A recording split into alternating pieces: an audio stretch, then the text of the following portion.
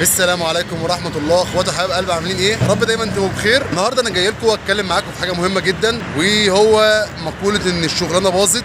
احب اعرفكم شويه اسباب كده هي باظت ليه.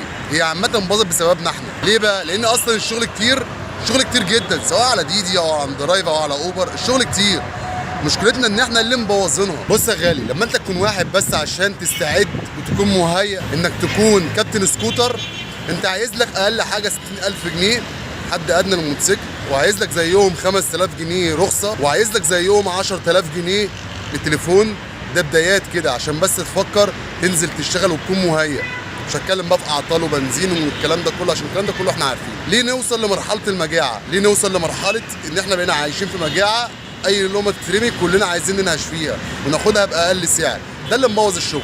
فانت ما ترخصش نفسك، انت ما ترخصش نفسك، وما تقولش انا همشي زي ما الناس ماشيه. ما تعملش كده في نفسك، فانت صعبان عليا. بص، هو في الاول وفي الاخر انا هاخد رزقي، باخد رزقي بيك من غيرك، باخد رزقي. الناس كترت، الناس قلت، باخد رزقي. قعدت تخطف في اوردرات، ما تخطفش في اوردرات، باخد رزقي. بس اللي فرق ما بيني وما بينك ان انا ما بندبش. انت بتطلع تندب، تقول اصل الدنيا غلت، الدنيا عملت. ما هو لازم تقول الدنيا غلت والدنيا عملت. ما انت مرخص نفسك، ما انت بتاخد السعر باقل حاجه، فمش هتلاقي مكسب. هتلاقي نفسك لو جبت بس جوز مساعدين هتعيط، تقول انا كسبت ايه عشان اجيب جوز مساعدين، وبتمشي بالمكنه مهكعه. فانا هنزل النهارده وهشتغل عند درايف بس، مش هشتغل على كذا ابلكيشن. هشوف الابلكيشن هيعمل معايا ايه، هحاول ما اخدش اقل سعر، وهشوف اقل سعر يوم ما هاخده في ايه. يعني ايه اخد مشوار يكون ربحان معايا، ما يكونش مخسر معايا. اهم حاجه اكون مرضي، لكن انا ما اخدش مشوار مش مرضي ويبقى هان عليا لو الطريق وقف فارمي العميل من فوق الكوبري. ما انا عايز انجز، مشوار ما نجزش معايا. فيلا بينا نكمل الفيديو للاخر. ما تنساش اللايك والاشتراك. لو انت اول مره تشوفني، انا خالد مكباتي، فتابعني عشان تستفاد بكل جديد. يا صباح الفل، عاملين يا اخواتي؟ ريحه النهارده جنونيه شويه. اول استباحه ليا طالع اكتر من 22 كيلو تقريبا على درايف، رايح ارض المعارض من شبرا الخيمه لحد ارض المعارض، تقريبا من اخر مدينه نصر. ساعات 22 كيلو 23 كيلو حاجه زي كده يعني. واخدها باعلى سعر في درايف، عامل 144 جنيه. يعني انا ما لقيتش جنيه هنا ويقولوا اكتر من كده. فمسهل الحال يا رب. هنروح له دلوقتي ونشوف الدنيا، نشوف المشوار بقى يبقى عامل معانا ازاي في الطريق.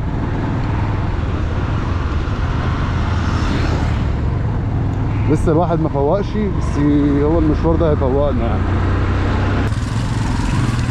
يلا يا باشا، عامل ايه يا ريس؟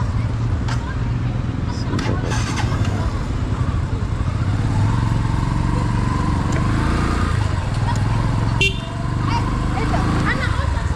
تقول انك واقف هنا كنت اجي لك من هنا هشوف. انا كنت هاجي بس عديتها وقلت مش مشكله بقى، ايه نكمل لفه مش هتفرق.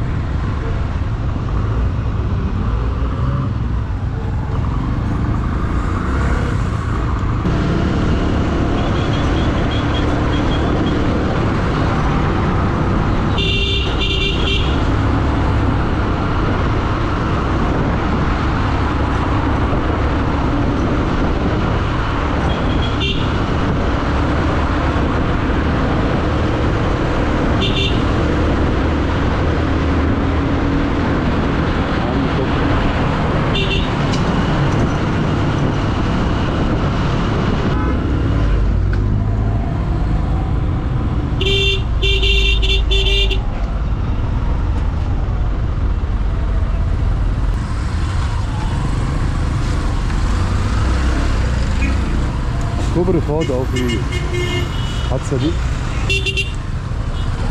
موتوسيكل ولا في هنا مش فاهم.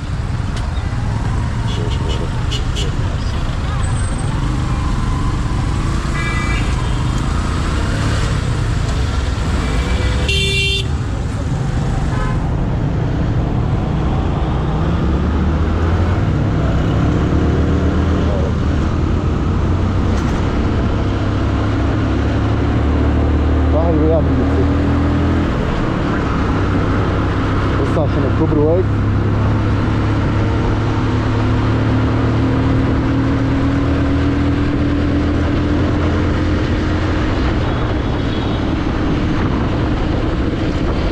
هو مش راح يجيب له اسعاف، هو راح يرميه على جنب. والله راح يرميه على جنب عشان الطريق يمشي.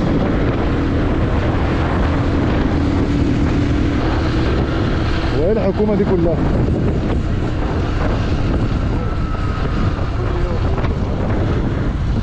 انا قلت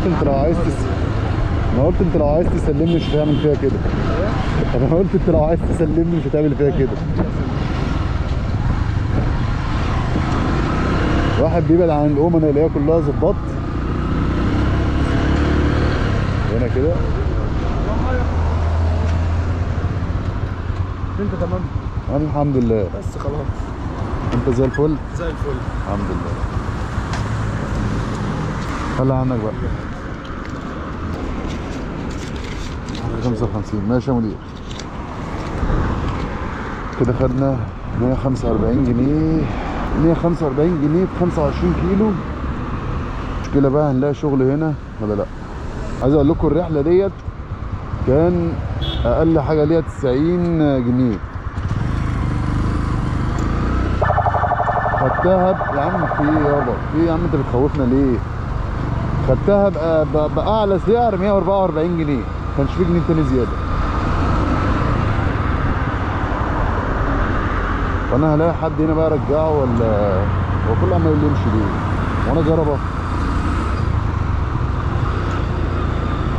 وعامة ممنوع يعني الوقوف في العربيات او في اي حاجة هنا. طب اديني رحلة طب وامشي. ده في سيدات في المرور برضو واقفين. كل المرور واقف هنا. ما انا بقول الطرق فاضية ليه؟ اهو واحدة هناك اهي زبوطة دلوقتي زبابيط كتير اوي.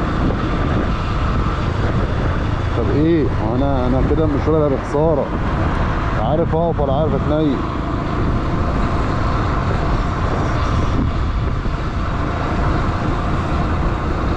ايوه اقف هنا مفيش هنا حتى اقوم على نفسي.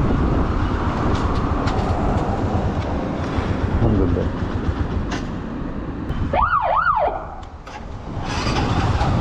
حطيت والله. يا كأني حرامي بالظبط.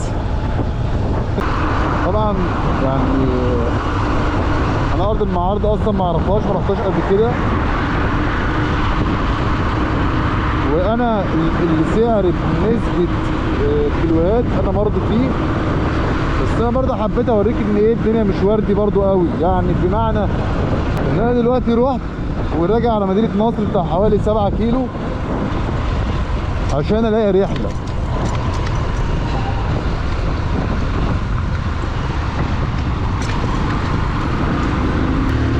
انا لازم في المشوار الحلو برضه اوريك الجانب المظلم بتاعه.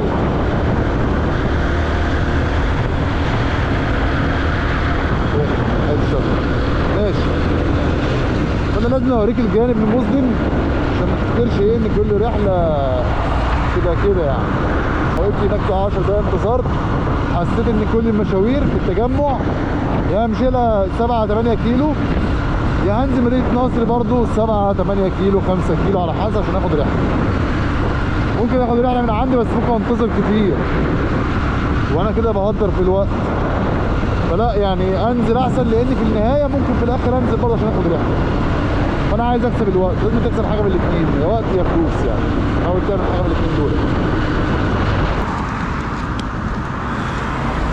بس حلو.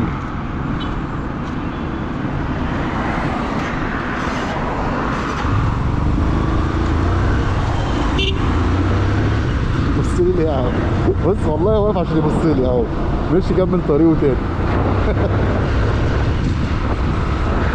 هو مشي من جنبي واندهش، فالموضوع ما عجبوش، راح مشي قدامه ووقف كانه بيبص على العربيه وفضل يبص لي. لما انا عديته راح مشي كمل طريقه. واحد بقى من مدينه نصر من احمد الزمر، خدته باقل تسعيره رايح شارع شبرا.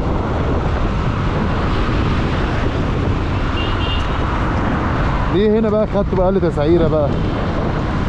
عشان انا هنا شغال في وسط خطيفه بطيفه. فلما اخده 70 جنيه انزل شارع شبرا، ده 100 فل و10، ده 100 100. هنزل في مكان حلو في شغل وهقدر اشتغل وفي نفس الوقت بعدت عن الخطيطه. بس انا مش هقعد اخطف 30 جنيه و20 جنيه و40 جنيه والكلام دوت فيه على نفسك. لكن لما اعمل مشوار ب 70 جنيه مدينة نصر شارع شبرا حلو.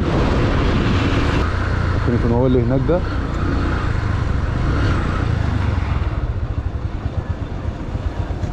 يوسف حبيبي يوسف. البداية من قدام كده.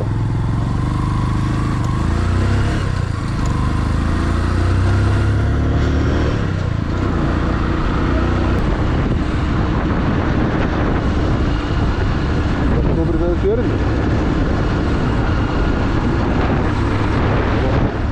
ولا الكوبري يترمي؟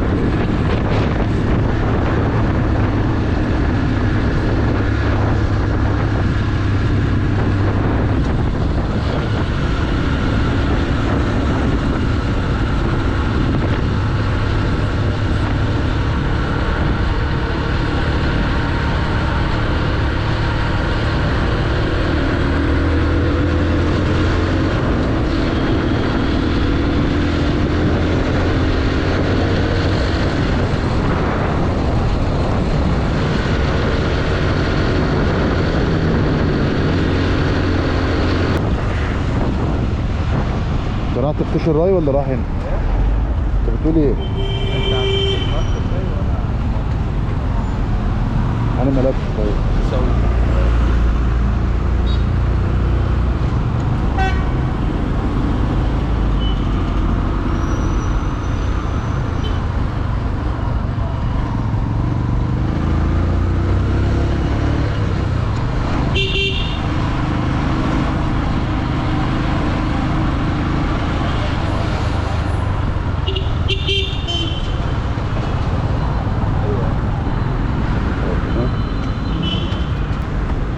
خلى عنا خالص.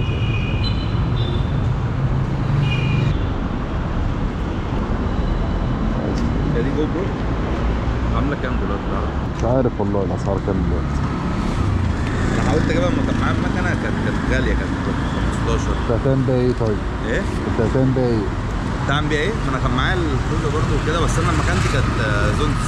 كنت بجري فاهم، بصور وكده، كنت عايز اصور بقى، كنت بصور بالتليفون. حاولت اجيبها لقيتها غاليه قوي. غاليه قوي ده حقيقي. ايوه دي.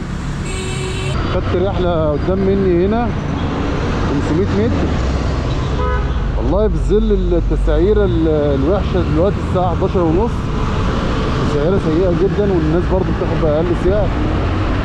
سافرت شويه جالي 15 كيلو حتى والله ما شفته فين، كان اقل حاجه 50 جنيه. قلت له 70 جنيه ووافق. هو تقريبا كده رايح مدينه نصر. حتى لو رحت بقى مدينه نصر لقيت فيها التسعيره مش قد كده مش هتفرق. من هنا اللي هناك يا قلبي لا تحزن. هو الوقت ده وحش اصلا. باسم الساعه 12 كده تعالى.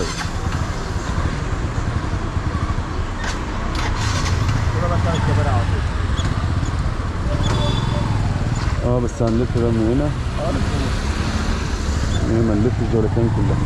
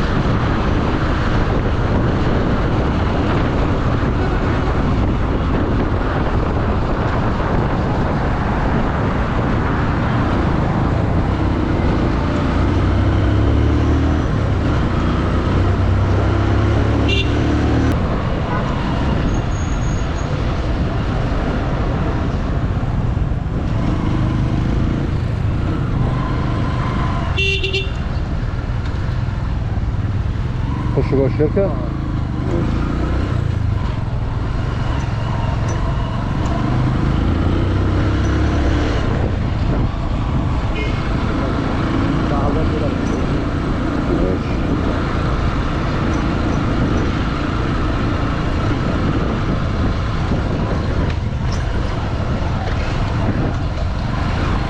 جوه؟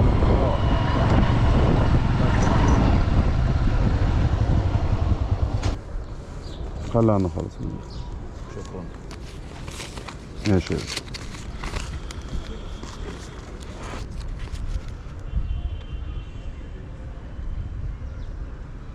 ايه جاي ولا ايه؟ مش هيجي.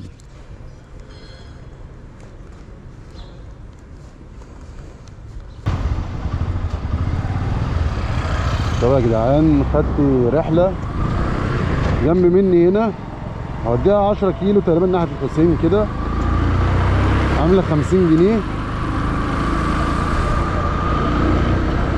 يعني أنا كده بطل إن أنا عرفت آخد الكيلو ب5 جنيه في مدينة نصر.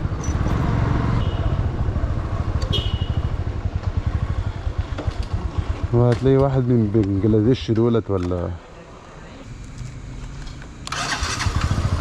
دي السفارة بتاعتهم.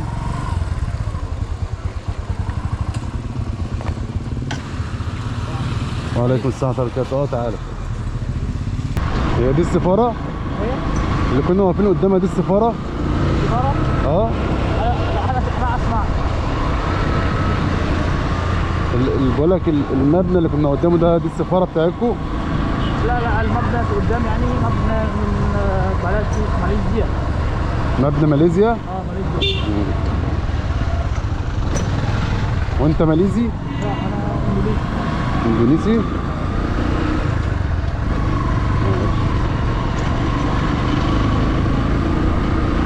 ايه رأيك في المكان هنا؟ ايه رأيك في المكان هنا؟ أنا؟ تدريس. انت جاي بتدرس هنا؟ ايه؟ جاي بتدرس؟ بتدريس في الأزهر. في الأزهر؟ الله يعينك.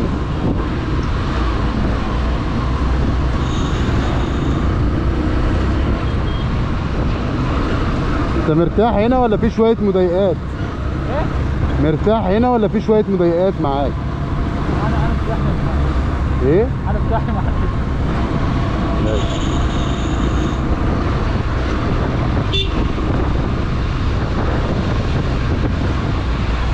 تقريبا مش فاهمني يعني، عارف بعض الكلام والكلام لا.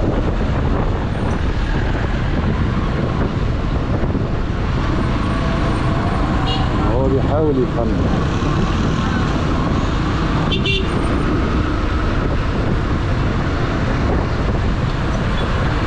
ربنا يستر. وطي بقى، وطي يا ماليزي.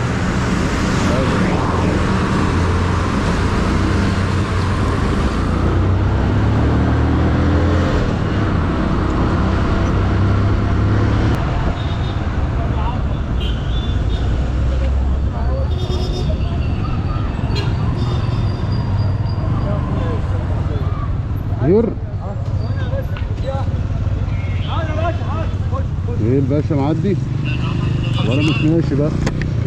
اوكي عفوا مش ماشي.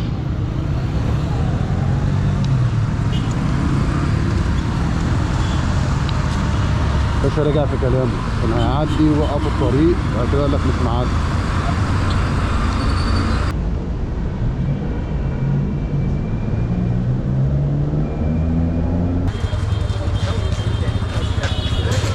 هو ده اوردر ولا ده حد جاي؟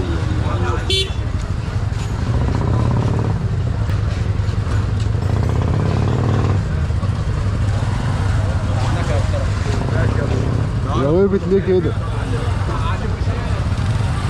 خد رقم التليفون. ايه؟ انا خدام حضرتك. ايوه ده مكانك. والله يا جدعان.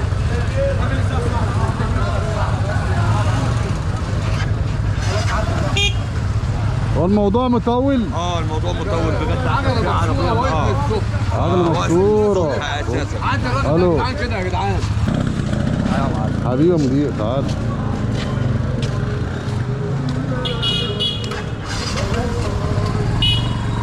عربية العجلة مكسورة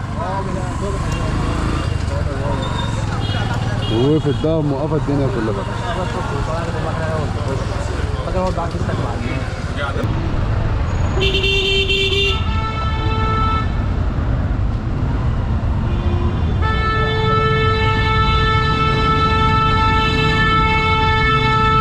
استنى يلا الله اهو.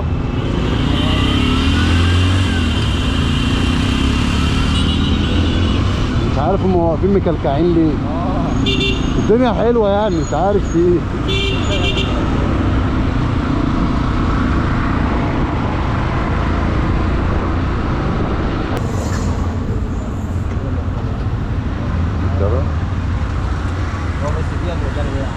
ماشي تمت الرحلة. اقدر ارجعه تاني يبقى كده مش طالع معايا 60 جنيه. ده جامد اوي. يلا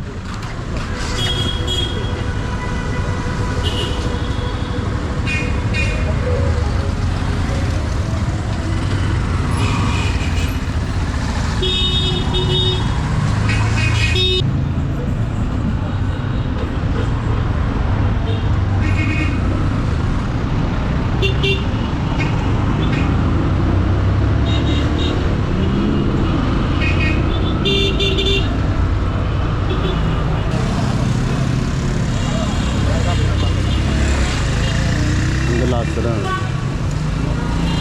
نجيب والله. والله تقول انا ما اعرفش انت تقولها ولا خد 60 بس. كده يبقى 30 رايح 30 جاي. بس اللي انت عاوزه كده.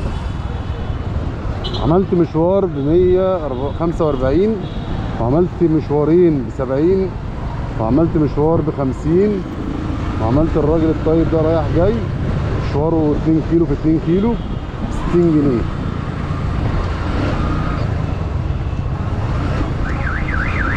يعني الحمد لله المشاوير كلها معايا مرضية جدا. طب اقول لك 70 انت كمان ممكن تيجي.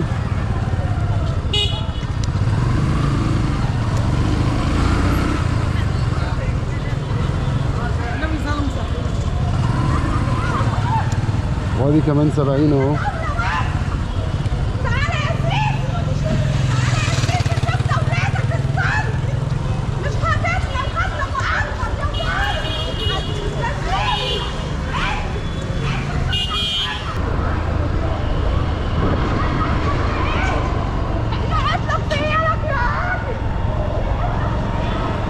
ده في المحكمة حد حكم على ابنها تقريبا.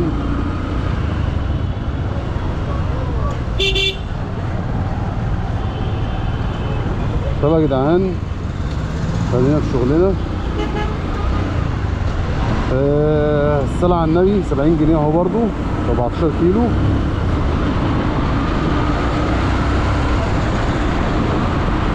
يعني مش مستاهل انك تقول اقل سعر، مش مستاهل. لكن اقل سعر 50 جنيه تقريبا. لا كان حاجه 40 كان 46 جنيه تقريبا.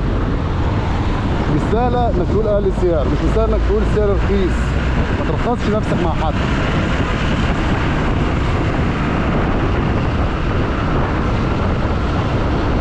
لو وصلت معانا لحد هنا ما تنساش تصلي على النبي. الحمد لله وصلت 3000 بيكم وانا بكبر بيكم وانا بشكركم لدعمكم ليا. فبحبكم من كل قلبي. ما تنساش لو في اي استفسار اكتبوا لي. انت عارف ان انا برد على كل الكومنتات. اسيبكم في رعايه الله وبحبكم في الله ويلا سلام.